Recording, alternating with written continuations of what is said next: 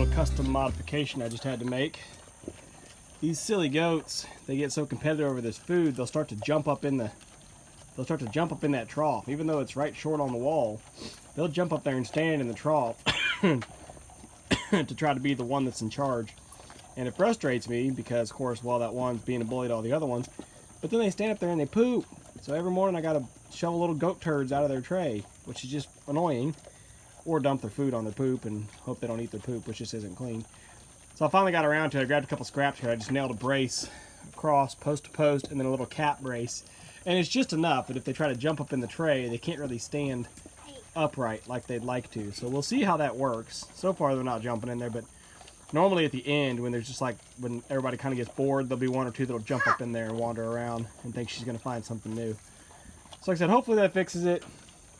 Just real simple. Just a little cross brace with a lid basically on it to keep them from being able to comfortably stand in the tray. Hope it works. See?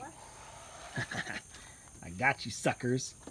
See, now's the point where they were trying to jump up in there. And I was just watching 2 or 3 of them were trying to step up there with the front paw, of course, like you got Cookie down there, but they can't figure out how to jump up there comfortably.